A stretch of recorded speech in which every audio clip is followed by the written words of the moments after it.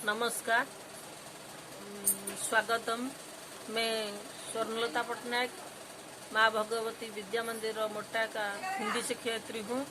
मैं एक वीडियो दिखाना चाहती हूँ जिसमें कोरोना वायरस के बारे में कुछ जानकारी दी गई है।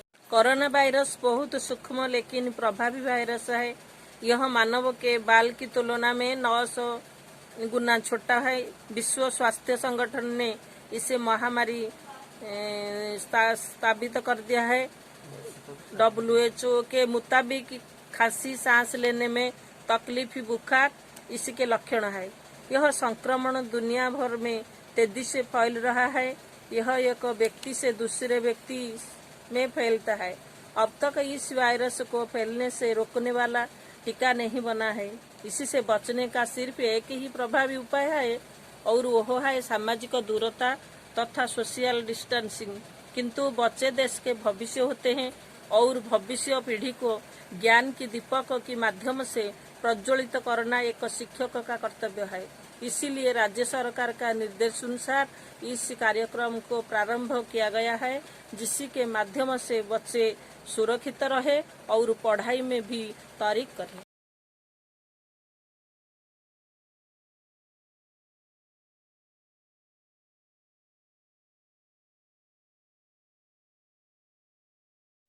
इस वीडियो के माध्यम से मैं आप सभी को नवीन कक्षा की एक पद्य पढ़ाने जा रही हूँ, जिनके रचयिता महान संत तथा तुलसीदास जी है।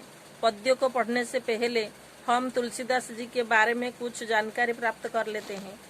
हिंदी साहित्य के भक्ति काल में गोस्वामी तुलसीदास का स्थान सर्वोपरि है।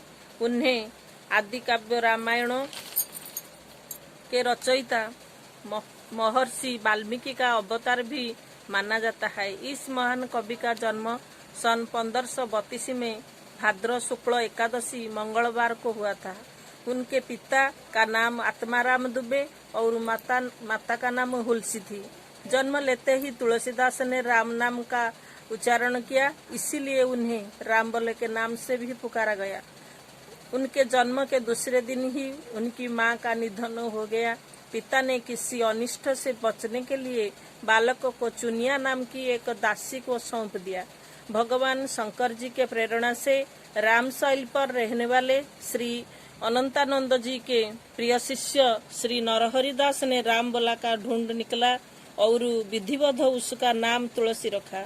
इसके बाद नरहरि बाबा ने तुलसी को राम मंत्र की दीक्षा दी और अयोध्या में ही रहकर उसे विद्याध्ययन कराया। वह एक ही बारे में गुरुमुख से जो सुन लेते थे वह कंठस्थ कर लेते थे। तुलसीदास का विवाह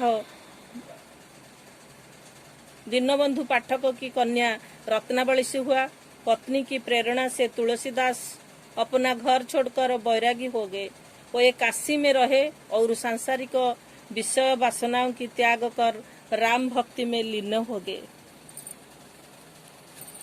की प्रमुख रचनाएं रामचरितमानस, कवितावली, गीतावली, दोहावली, गौरवी रामायण, रघुवंशलका, जानकी मंगल, श्री राम लाला, नहछु, श्री पार्वती मंगल और विनय पत्रिका। दोहे। तुलसी काया खेत है, मनसा भयो किसान, पाप पुण्य दो बीज है, बुबई सोलुने निदान। बहुसुत बहुरुचि, बहुवचन बहु आचार व्यवहार, इनको भलो मनाइए, यह अज्ञान अपार। मानव का शरीर कर्म क्षेत्र है, उसका मन किसान है। पाप और पुण्य दो बीज है, जो जैसा बीज बोता है वह उसी प्रकार फल प्राप्त करता है। मतलब यह है कि मनुष्य जैसा कर्म करता है उसी के अनुसार फल पाता है। अच्छे कर्म का अच्छे फल, बुरे कर्म का बुरे फल। बुझकर गलती करने वाले को उपदेश देना मूर्खता है। जिस व्यक्ति की अनेक संतान हो, अनेक कामनाएं हो और समयानुसार जिनके आचार व्यवहार बदलते हो, उन लोगों की भलाई चाहना मूर्खता है।